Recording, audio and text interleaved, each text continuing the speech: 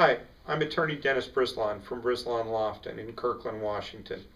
Today, I want to dive into a complex subject, but we're only going to talk about it in this segment at a very primary and basic level. It's called asset protection planning. Now, if you're concerned that some kind of a lawsuit might separate you from your assets, you're an asset protection candidate. If you're entering into a marriage and you're not quite sure how it's going to go and you want to reserve your right to control your property, you're an asset protection candidate. If you're somebody in a risky profession, such as law, or you're an engineer, or you're a doctor, you're an asset protection candidate. So in other words, if you have assets and you're concerned that a lawsuit or a creditor claim could take them away from you, you're an asset protection candidate. Now, there are risky assets like owning an apartment building. Believe it or not, that can get you in a lawsuit that could strip you bare. There are also risky activities. Being a brain surgeon comes to mind, pun intended. So look, what's a guy or gal to do? First, we want to do a risk assessment. A lawyer such as myself, who is an estate planner and a business planner, may or may not really be an asset protection planner. You want to find somebody that has crossed the lines of different kinds of law and understands state and federal exemptions and understands how to mix and match different localities.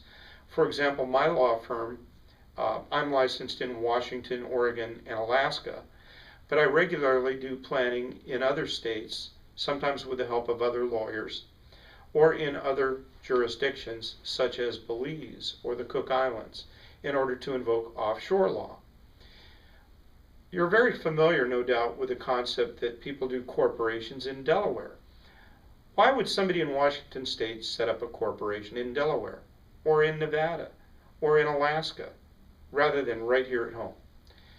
It's pretty simple, actually. Choice of law.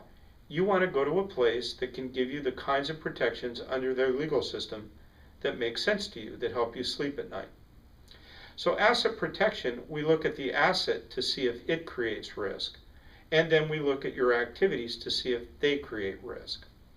We then rummage through the legal toolbox and we find out what kinds of things make sense. Generally speaking, for every asset protection plan, my firm starts with 3 components. The first is your estate plan. Have you set up and appointed the people that you trust to run things if you are incapacitated permanently or just for a while?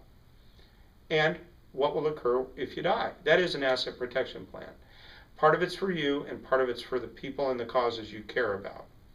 Asset protection planning at that level involves tax assessment. How are you doing with your income taxes? How are you doing for exposure to estate tax when you die? So all those things sort of comprise a basic toolkit that every person needs to deal with first. Now, what if we're concerned that a lawsuit could take you down? First, is the lawsuit about the asset? If the lawsuit is about the asset, we may very well want to position that asset in a container.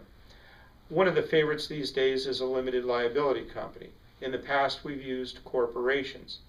But essentially, you want to put a wrapper around the asset that allows you to get benefits from it, but that restricts other people's right to sue you personally rather than the wrapper. So people use corporations and limited liability companies in risky enterprises so that they're doing business in the entity form with other people, thereby restricting people's right to sue them as the owner of the business on an individual basis. So if I sue an entity, I might be able to get the entity's insurance coverage, I might be able to get the entity's assets, but hopefully, for your sake, I wouldn't be able to go home with you and start taking your artwork off the walls. So that's kind of enterprise level asset protection. What's another way of looking at things? I'm in a dangerous activity. I'm a brain surgeon. That could get me sued, or I'm an OBGYN, or I'm an engineer who builds bridges. There are many things you can do that will raise your risk. At that point, what we want to do is 2 things. We want to take your non-risky assets, like your home or your pension or your investment accounts, and we want to armor them up. There's a couple ways to armor them up. We can put them in entities. We can have a personal investment limited liability company. But that doesn't go far enough, because with an LLC, if I'm not doing business with the LLC, I really have no reason to sue it. But if I can sue you and you are entitled to benefits from your LLC or from your stock account, I can get those benefits. So if you own a stock account and I sue you and I win, I can take your stock account. Not true depending on state and federal law if it's a retirement account. But if it's just your normal investment account, I can sue you, and if I win, generally I can take it. What if you put that investment account inside an LLC? In most cases, I still have a remedy. I sue you, I win. Most places I can't take the LLC, I can't force you to unwind it.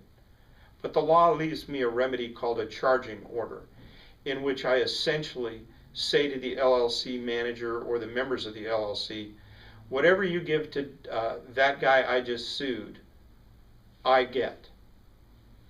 How can you armor yourself even further? Don't own your investment LLC. You put it in an asset protection trust established in a state or in a country that permits you to hold things free of creditor claims. Now, it's a bit more complicated than this, but you can see that what we do is what I term layering. We build different layers that do different things, and based on your budget and based on the risks you face, we add layers or we don't. How do you know if you need asset protection planning of some kind? Everybody needs it. We have a lot of lawsuits in this country, and many things you can do just based on what you buy.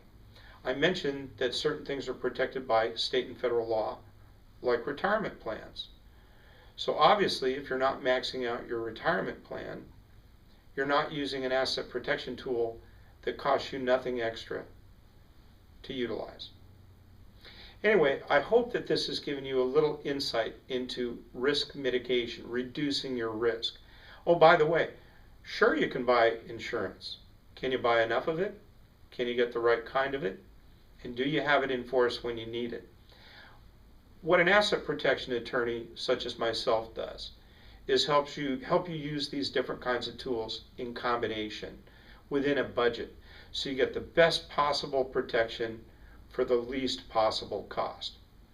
And friends, remember one thing: you need to do this kind of planning before you absolutely need it. We have laws in this country that prevent people from just willy-nilly and easily transferring things on the eve of a lawsuit.